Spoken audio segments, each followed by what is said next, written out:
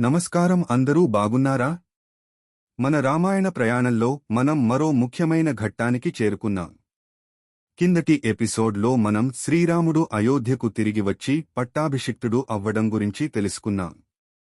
ఇప్పుడు శ్రీరాముని పరిపాలనలో ప్రజాభిప్రాయానికి ఎంతటి ప్రాధాన్యత ఉండేదో, దానివల్ల ఆయన ఎంతటి బాధాకరమైన నిర్ణయం తీసుకోవాల్సి వచ్చిందో ఈరోజు ఎపిసోడ్లో మనం తెలుసుకుందాం.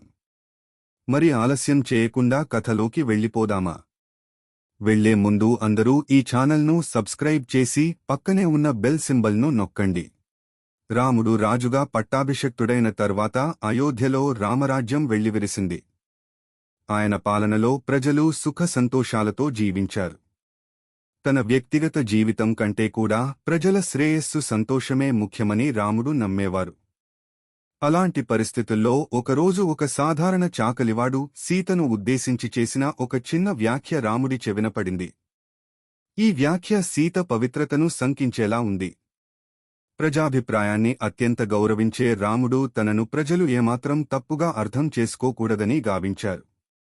ఈ సంఘటన రాముని అంతరంగంలో తీవ్రమైన తుఫాను సృష్టించింది.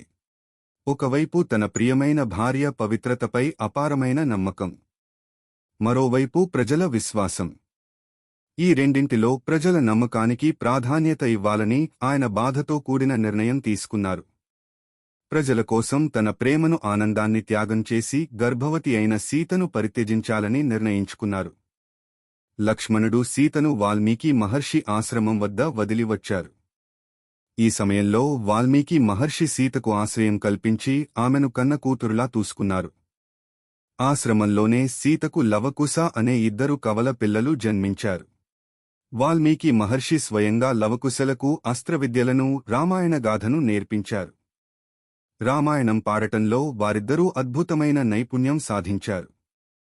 ఈ విధంగా రాముని కుమారులు తమ బాల్యాన్ని తమ తండ్రిని ఎన్నడూ చూడకుండా ఒక గొప్ప గురువు పర్యవేక్షణలో గడిపారు.